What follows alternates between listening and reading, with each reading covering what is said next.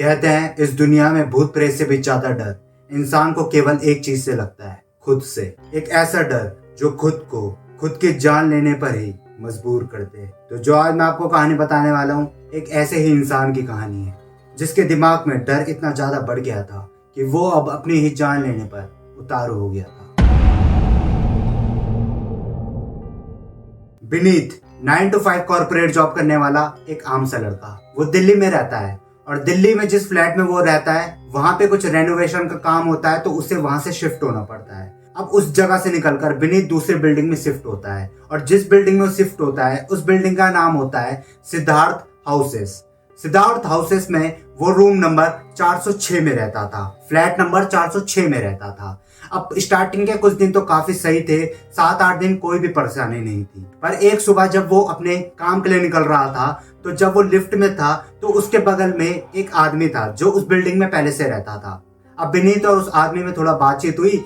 वो आदमी विनीत को पूछता है, आप कहाँ पर रहते हो, कौन से फ्लैट नंबर पे रहते हो। विनीत उसको बोलता है, मैं 406 में रहता हूँ। ये सुन के वो आदमी कहता है कि आप 406 में रहते हो, आपको किसी ने बताया नहीं कि वो कमरा भूतिया है। जो भी लोग आपसे पहले वहां रहते थे वो एक एक हफ्ता रह के वहां से भाग जाते थे, कोई भी वहां नंबर नहीं टिकता था। जो भी वहां नंबर टिकता था सबके साथ कुछ ना कुछ पैरानॉर्मल एक्टिविटीज होती थी।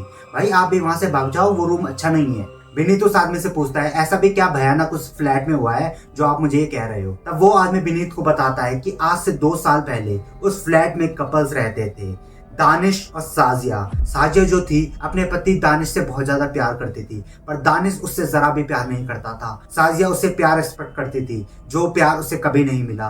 दानिश जब भी काम से घर आता वो अपनी फ्रस्ट्रेशन अपनी पत्नी साजिया पे उतारता। वो उसको हमेशा मारता पीटता रहता था, वो उसको बेल्ट वगैरह से मारता। उसकी हालत बहुत ज्यादा कमजोर हुई रहती। साजिया बेचारी उसके लिए अच्छा अच्छा खाना बनाती, उससे प्यार से बातें करती ताकि ये मेरे को प्यार करे, पर साजिया को वो प्यार सामने से कभी नहीं मिल पाया। ऐसे में होना क्या था, साजिया को वो प्यार बाहर कहीं मिल जाता है। साजिया को बाहर एक लड़का पसंद आ जाता है और साजिया का उस लड़के आरिफ के साथ अफेयर अब शुरू हो जाता है, जिस बात की भनक एक समय दानिश को पड़ जाती है। दानिश को बहुत ज्यादा गुस्सा आ जाता है। दानिश भले उसे प्यार नहीं करता था, पर उसको गुस्सा इस बात का था क्योंकि ये चीज उसके ईगो में आ गई थी कि मेरी पत्नी किसी और के साथ है, जिस कारण वो बहुत ज्यादा गुस्सा हो जाता है। और वो गुस्से में अपनी पत्नी को तो पहले बहुत ज्यादा मारता है, हाथ से मारता है, डंडे से मारता है, बहुत चीजों से मारता है। उसकी पत्नी साजिया दानिश से बचने की कोशिश करती है, वो इधर उधर भागती है, वो उससे बचने की कोशिश करती है,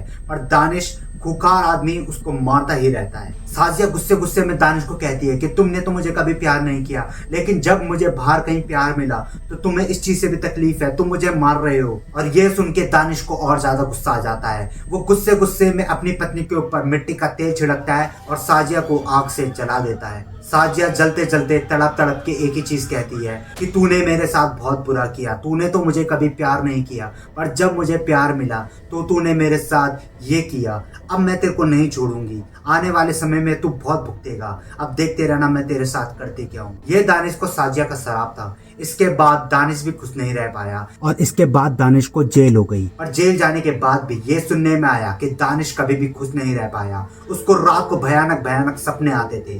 वो रात को सो नहीं पाता था कि उसने जेल जाने के 1 हफ्ते के अंदर ही जेल में सुसाइड कर दी थी, उसने फांसी लगा दी थी। और इसके बाद से सुनने में आता है कि फ्लैट नंबर 403 भूतिया हो चुका है। वहां लोगों ने बहुत सारी पैरानॉर्मल एक्टिविटीज को अनुभव किया है। जो भी आपसे पहले वहां रहा, कोई भी 1 हफ्ते से ज्यादा नहीं टिका, सबने वहां कुछ ना कुछ पैरानॉर्मल एक्टिविटीज को अनुभव किया है। सबके साथ वहां कुछ ना कुछ गलत हुआ है। इसलिए मैं आपको यही कहूंगा कि वो कमरा जरा भी सुरक्षित नहीं है। आप किसी दूसरे कमरे में या किसी दूसरे फ्लैट में शिफ्ट हो ले, वो कमरा सेफ नहीं है। उस आदमी की ये बात सुन के विनीत घबरा जरूर जाता है, पर उससे इन चीजों में भरोसा नहीं होता है। वो सोल या बुरी आत्मा में नहीं मानता था। उसे लगता था कि जो एक बार इस दुनिया से चले गया है वो लौट कर कभी नहीं आएगा। वो मॉडर्न ख्याल का इंसान था। अब वो अपने लिफ्ट से उतरकर बिल्डिंग से हटकर अपने ऑफिस की तरफ जाने लगता है, पर पूरे रास्ते भर रोहित के दिमाग में यही सब चल रहा होता है कि उसकी पत्नी साजिया के साथ बहुत ही गलत हुआ।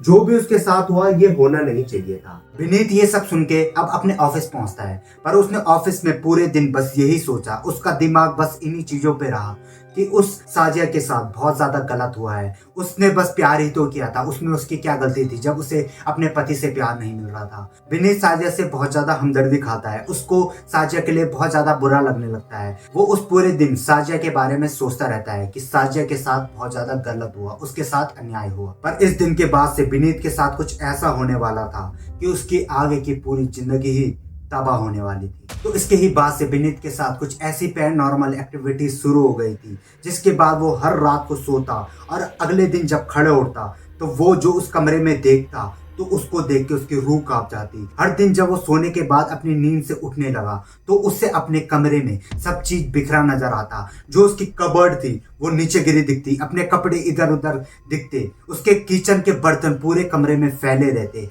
ऐसे लगता कि उसके कमरे में रात को कोई आया था जिसने उसके साथ ये सब चीजें कर रही है। उसके साथ ये हादसा हर रात को होना शुरू हो गया था। जैसे ही वो हर सुबह उठता तो उसके साथ यही सब हो रहा था। पूरे कमरे का अस्त व्यस्त, और उसके हाथ में तो कभी कभी छुरी भी होती। कभी कभी जब वो सुबह उठता तो उसके हाथ में छुरी भी होती, जिसको देख के वो काफी घबराने लग गया था। वो फाइनली डिसाइड करता है कि मैं इस फ्लैट को छोड़ दूंगा, ये शायद इस फ्लैट की वजह से हो रहा है, इसलिए वो डिसाइड करता है कि मैं फ्लैट छोड़ दूंगा। तब विनीत इसके बाद उसी बिल्डिंग में किसी दूसरे फ्लैट में जाता है, रूम नंबर 505 में, फ्लैट नंबर 505 में। पहली रात तो सही जाती है, पर दूसरी रात से विनीत के साथ वही चीज दोबारा रिपीट होनी शुरू हो जाती है। वो उस नए फ्लैट में भी यही सब चीज पाता है। उसको हर सुबह वही अस्त व्यस्त चीजें दिखाई पड़ती है। कभी उसके हाथ में छुरी, कभी उसके हाथ में लाइटर, कभी उसके हाथ में गोल घेरे का फांसी का भंता भी रहता था। उसको बहुत ज्यादा डर लगने लग गई थी कि ये मेरे साथ हो क्या रहा है। विनीत फाइनली डिसाइड करता है कि वो सिद्धार्थ हाउसेस को छोड़ देगा, उस बिल्डिंग को छोड़ देगा। वो उस बिल्डिंग को छोड़ के किसी दूसरी नई बिल्डिंग पे शिफ्ट हो जाता है। पर पहले एक दो दिन तो सही रहते हैं, पर तीसरे दिन से उसके साथ फिर वही चीजें होनी शुरू हो गई थी। विनीत ने फ्लैट चेंज करके भी देखा, इवन बिल्डिंग चेंज करके भी देखा, पर हरकतें नहीं रुक रही थी। उसके साथ जो चीज पहले हो रही थी वो चीजें उसके साथ अभी भी हो रही थी, और धीरे धीरे ये एक्सट्रीम लेवल पे जा रही थी। उसको तो रातों को पहले नींद ही नहीं आती थी, पर जब आती भी थी तो थोड़ा देर से नींद आती थी, और जब सुबह उठता था तो पूरा कमरा अस्त व्यस्त।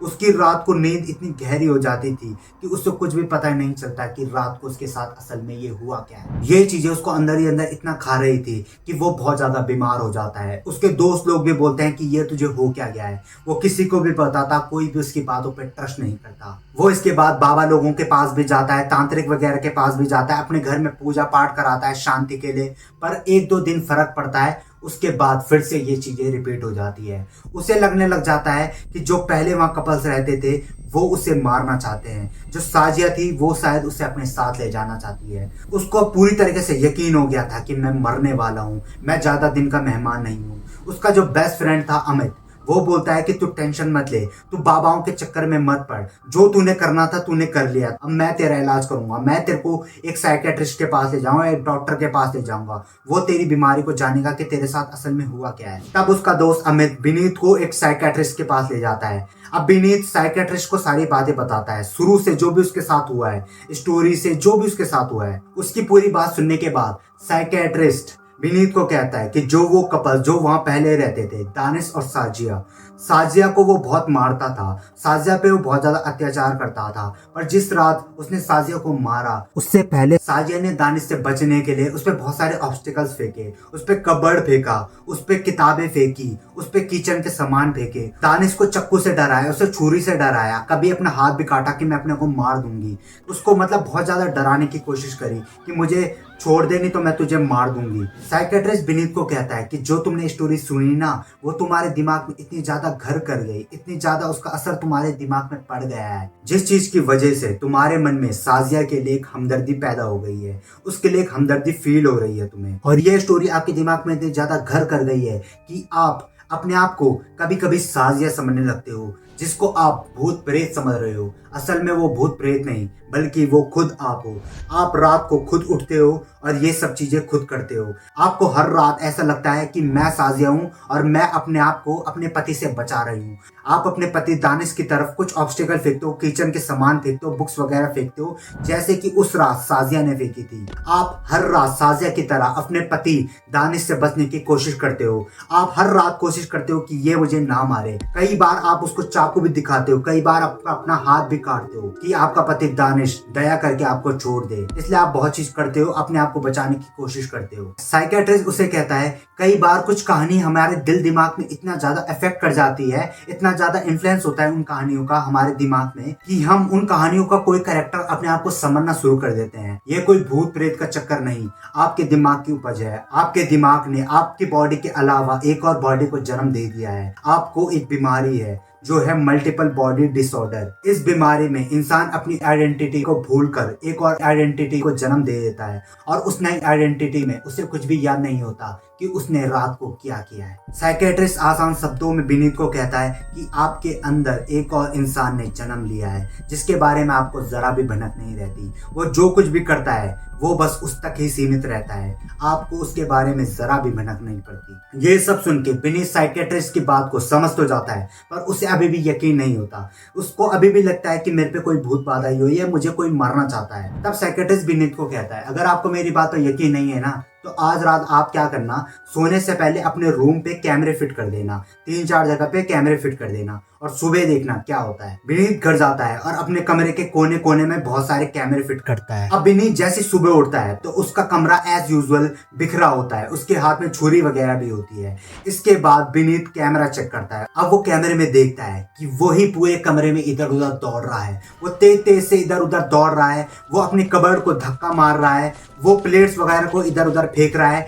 जैसे कि सामने कोई इंसान खड़ा होगा। अब वो कैमरे में खुद को देखता है कि जैसे वो किसी से लड़ रहा है, किसी से बहस कर रहा है, किसी से अपनी जान की भीख मांग रहा है कि मुझे छोड़ दो, कई बार उसको चाकू दिखा रहा है। ये सब उसके दिमाग में जो भी वहम था सब चीज क्लियर कर देता है कि डॉक्टर साहब साइकियाट्रिस्ट जी सब सही बोल रहे थे। इसके बाद वो तुरंत फिर से साइकियाट्रिस्ट पे जाता है और साइकियाट्रिस्ट से बोलता है सर मुझे माफ कर दो, मुझे सब समझ आ गया है कि मेरे साथ असल में हो क्या रहा है। विनीत साइकियाट्रिस्ट से कहता है सर मुझे प्लीज सही कर दीजिए, मुझे ऐसे नहीं जीना, मुझे नॉर्मल लाइफ जीनी है, प्लीज मेरे को नॉर्मल कर दीजिए। डॉक्टर उससे कहता है कि विनीत ये एकदम से पॉसिबल है नहीं, इसमें काफी समय लगता है, इसमें 8 महीने से लेके 1 साल तक का समय लग सकता है क्योंकि ये बहुत लंबी प्रोसीजर है। तब साइकियाट्रिस्ट उसे कुछ गोलियां देता है, कुछ मेडिकेशन बताता है कि ये करना और विनीत का एक प्रॉपर इलाज शुरू कर देता है। हर 1-2 महीने में विनीत उसके ऑफिस भी आता है, कुछ क्लिनिक से दवाइयां भी ले जाता है और कुछ मेडिकेशन भी ले जाता है। अब विनीत की मेडिसिन पूरे 1-1.5 साल तक चलती है और 1-1.5 साल बाद विनीत बिल्कुल पहले की तरह नॉर्मल हो जाता है। अब उसके साथ पहले की तरह कुछ भी ऐसी पैरानॉर्मल चीजें नहीं हो रही थी। अब उसका कमरा पूरी तरीके से स्वच्छ रहता था, अब कुछ भी इधर उधर बिखरा नहीं दिखाई पड़ता था। अपने क्योरिंग फेज के दौरान वो अपने दोस्त अमन के साथ ही रहता था। उसका दोस्त अमन काफी उसकी केयर करता था, इसलिए वो विनीत को अपने साथ ही सुलाता था ताकि ये कुछ गलत अपने साथ न कर दे, अपना हाथ वगैरह न काट दे। इसलिए अमन एक सच्ची दोस्त के खातिर उसके साथ रहने लगा। अमन ही की वजह से विनीत धीरे धीरे रिकवर होना शुरू होता है। दोस्तों विनीत का दिल बहुत ही ज्यादा साफ था, इसलिए साजिया की वो कहानी उसके दिल दिमाग में बहुत ज्यादा इफेक्ट, बहुत ज्यादा इन्फ्लुएंस कर जाती है, जिसकी वजह से वो खुद को साजिया समझने लगता है और ये सारी एक्टिविटीज करने लगता है। इसलिए इस कहानी से हमें ये जानने मिलता है कि कई बार जो हम भूत समझते हैं वो असल में कई बार भूत नहीं होता, कई बार हम ही अपने दिमाग के सबसे बड़े दुश्मन हो जाते हैं। पर हाँ दोस्तों, जो भी साजिया के साथ हुआ वो बहुत ही गलत हुआ। उस बेचारे ने तो केवल प्रेम ही किया था। मैं ऊपर वाले से यही प्रार्थना करूंगा कि साजिया जहां कहीं भी हो अच्छे से हो and may her soul get rest in peace. दोस्तों उम्मीद है कि कहानी आपको अच्छी लगी है। अगर लगी है please do like the video, share it with your friends, comment your views on this story and subscribe to my channel. और हाँ, अगर आप में से किसी के पास ऐसी हॉरर स्टोरीज या किसी के साथ ऐसी हॉरिफाइंग इंसिडेंट्स हुए हैं तो आप मुझे जीमेल कर सकते हैं या फिर आप मुझे इंस्टाग्राम पे ही मैसेज कर सकते हैं। अगर आपकी स्टोरी मुझे अच्छी लगेगी तो मैं उसे अपने यूट्यूब चैनल पर जरूर डालूंगा। तो चलिए मिलते हैं आपको किसी नेक्स्ट वीडियो पे, तब तक के लिए थैंक यू, पीस आउट।